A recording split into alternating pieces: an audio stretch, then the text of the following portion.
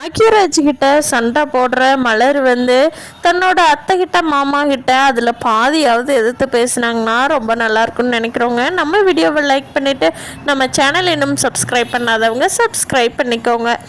அழகுமதியை கூட்டிக்கிட்டு சுரேஷ் வீட்டுக்கு வந்துடுறாரு. வீட்டுக்கு வந்ததும் சுரேஷ் கிட்ட எல்லாரும் எப்படி இருக்க, என்ன பண்ணுற அப்படின்னு சொல்லி லக்ஷ்மி எல்லாருமே பேசுகிறாங்க. ஆனால் மதிக்கிட்ட யாருமே பேசலை. பாக்கியராஜ் தான் ஏம்மா நல்லா இருக்கியாம்மா, சரி சரி அம்மா அப்பாலாம் நல்லா இருக்காங்களா அப்படின்னு சொல்லி பாக்யராஜ் தான் கேட்குறாரு. நல்லா இருக்காங்க எல்லாருமே. சரி போமா, போய் ஃப்ரெஷ்அப் ஆகிட்டு வா, சாப்பிட்லாம், மலர் சாப்பாடு செஞ்சுட்டா அப்படின்னு சொல்லி சுரேஷையும் மதியும் பாக்யராஜ் வீட்டுக்குள்ளே அனுப்பிச்சி வச்சிட்றாரு. அப்போ லக்ஷ்மி பார்த்தீங்களாங்க எவ்வளோ திமுரு, நம்ம பேசலைன்னா அவள் பேச முடியாதா, ஏன் நல்லா இருக்கீங்களான்னு ஒரு வார்த்தை கூட பேச முடியாதா, டீச்சர் அம்மாவுக்கு அவ்வளோ திமுரு பார்த்தீங்களா அப்படின்னு சொல்லி லக்ஷ்மி ராகவன் கிட்ட சொல்லிட்டு இருக்காங்க.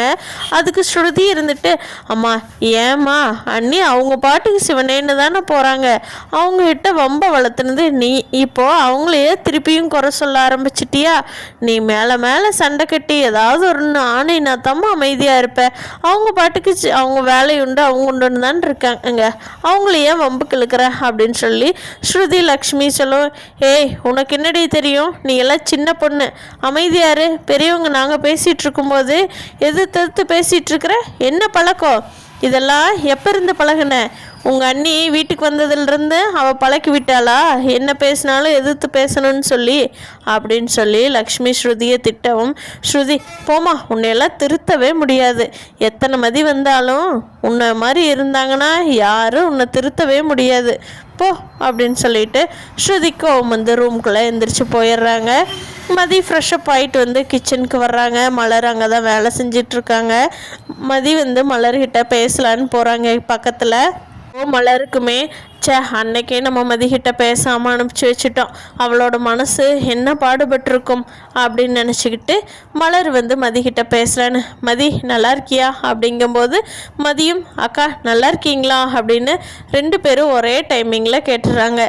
பார்வதி நமக்குள்ளே இருக்கிற ஒத்துமையை 2 பேரும் ஒரே நேரத்தில் கேட்குறோம் அப்படின்னு சொல்லி மதியம் மலரும் நார்மல் ஆயிடுறாங்க.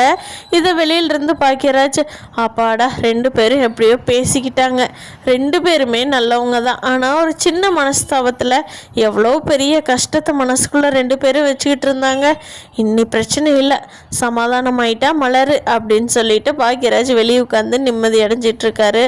அப்போது ராகவன் ஏன்பா நம்ம ஸ்ருதி பற்றி என்ன நினைக்கிற அப்படின்னு சொல்லி சுரேஷையும் பாக்யராஜையும் உட்கார வச்சுக்கிட்டு கேட்குறாரு.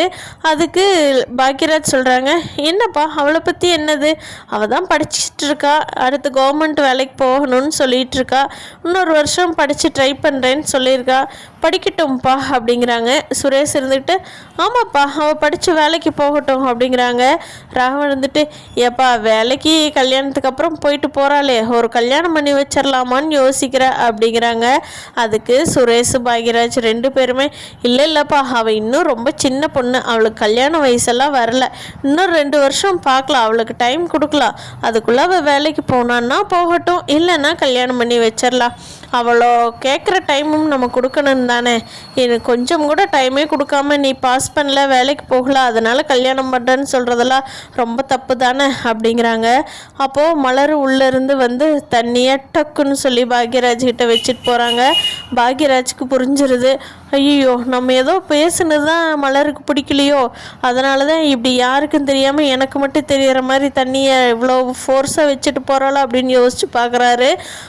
பொண்ணுங்களுக்குன்னா சுதந்திரம் கொடுக்கணும், எடுத்த உடனே இப்படி பண்ணுனா என்ன பண்ணுறதுன்னு சொன்னது தான் மலருக்கு ரொம்ப இதாக இருந்திருக்கும். பாவம் மலர் கிச்சன்லேயே போட்டு அடைச்சி வச்சுருக்குறோம்ல, அப்புறம் அவளுக்கும் ஃபீலிங்ஸ் இருக்கத்தானே செய்யும்.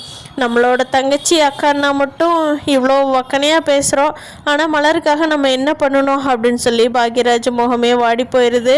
ஆனாலும் பாவம் பாக்யராஜ்னாலையும் எதுவும் பண்ண முடியல, அதனால் அந்த வீட்டில் எதுவும் பேச முடியாமல் அமைதியாக தான் இருக்கார். மீறி ஏதாவது பேசினார்னா என்ன பாக்யராஜ் பொண்டாட்டிக்கு சப்போர்ட் பண்ணுறியா அப்படின்னு சொல்லிடுறாங்க. தங்கராஜ் என் தங்கச்சியை கொன்னவன் தானே நீயே அப்படின்னு சொல்லியே பாக்யராஜை மட்டம் தட்டி ஒரு வழியாக அமைதியாகவே உட்கார வச்சுட்டாங்க மலரையும் பாக்யராஜையும். இதுக்கெல்லாம் எதிர்த்து பேசுறதுக்கு தான் கடவுளாக பார்த்து மதியம் அந்த வீட்டுக்கு அனுப்பிச்சி வச்சிருக்குது. லக்ஷ்மி சுரேஷ் கிட்ட சொல்கிறாங்க, சுரேஷ் அந்த மலரோட தம்பி கார்த்தி இருக்கானல்ல, அவனுக்கு பொண்ணு பார்த்துட்ருக்குறாங்களாமாடா, எப்படியோ ஒரு வழியாக கல்யாணம் பண்ணிட்டான்னா எனக்கு ரொம்ப சந்தோஷம் அப்படிங்கிறாங்க. சுரேஷ் இருந்துட்டு, ஏம்மா அவனுக்கு கல்யாணம் பண்ணால் உங்களுக்கு என்ன சந்தோஷம் அப்படிங்கிறாங்க. இல்லைடா சுரேஷ், நம்ம ஸ்ருதி அவன் ஒரு கண்ணு பார்த்துக்கிட்டே தான் இருக்கிறான். அவனும் அவங்க அம்மாவும் எப்போ பாரு ஸ்ருதி மேலே ஒரு கண்ணு வச்சுருக்காங்க.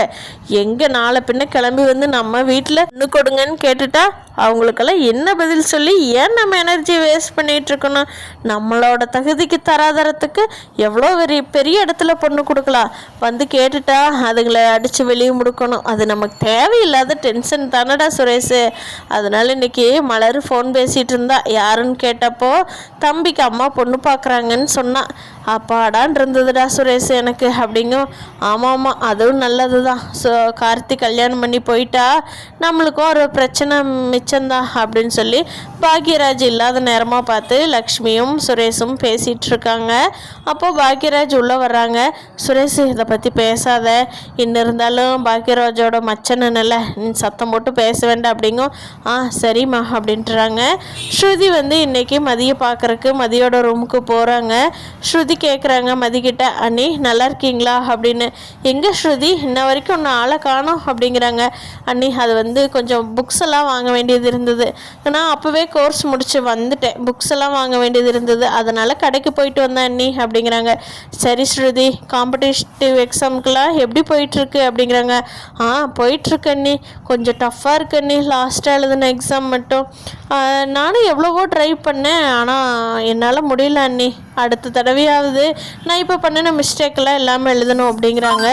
ஆமாம் ஸ்ருதி, உன் ஜாப்பு உன்னோட கையில், சரியா? மிஸ் பண்ணிட்டேன் பார்த்துக்கோ. மலரக்கா எவ்வளோ கஷ்டப்பட்டுட்ருக்காங்கன்னு. ஒரு வேலைக்கு போனால் அதனோட வேல்யூவே தனி ஸ்ருதி அப்படிங்கிறாங்க. ஆமாம் அண்ணி, நம்ம வீட்லேயே எக்ஸாம்பிள் இருக்கீங்களே 2 பேரும், அதனாலேயே தாங்க அண்ணி நான் கல்யாணம் பண்ணுறேன்னு நாங்கள் வேண்டான்னு சொல்லிவிட்டு நான் படித்து வேலைக்கு போவேன்னு சொல்லிகிட்டு இருக்கேன் அப்பா அம்மா கிட்ட அப்படிங்கிறாங்க. உனக்கு அதுக்குள்ளே கல்யாணமா அப்படின்னாங்க. ஆமாம் அண்ணி, எனக்கு கார்த்தியை கொஞ்சம் பிடிக்கும் தான், அதனால் அம்மா பயந்துட்டாங்க, எங்கே நான் கார்த்தியை லவ் மேரேஜ் பண்ணிக்கணும் அப்படின்னு. கார்த்தியா, அது யார் அப்படிங்கிறாங்க மதி. அதாங்க அண்ணி, நம்ம பெரிய அண்ணி மலர் அண்ணி இருக்காங்கல்ல, அவங்களோட தம்பி அப்படிங்க.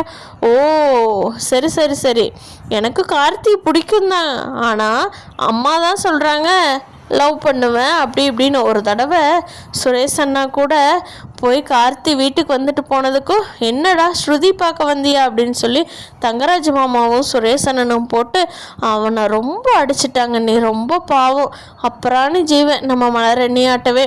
அவன் அடி வாங்கிட்டு அடுத்த ஃபங்க்ஷனுக்கு கூட நம்ம வீட்டுக்கு வந்தான் தெரியுமா? எவ்வளோ நல்ல பையன், அவனை போட்டு இப்படி கொடுமைப்படுத்திட்டாங்க. எனக்கு அதனால தான் நீ மாமாவை பார்த்தாவே பிடிக்கிறதில்ல அப்படிங்கிறாங்க. ஓ அப்படியா அப்படின்னு சொல்லி நடந்த விஷயத்தையெல்லாம் ஸ்ருதிக்கிட்ட கேட்டு தெரிஞ்சுக்கிறாங்க மதி. எப்போ நடந்துச்சு, என்னென்ன ஆச்சு அப்படிங்கிறது எல்லாம். கார்த்திக்கும் கண்டிப்பாக வேறு பொண்ணு செட் ஆகாது. கடைசியாக ஸ்ருதியும் தான் கல்யாணம் பண்ண போகிறாங்கன்னு நான் நினைக்கிறேன். நீங்கள் என்ன நினைக்கிறீங்கன்னு கீழே கமெண்ட் பண்ணுங்கள் ஃப்ரெண்ட்ஸ். தேங்க்யூ.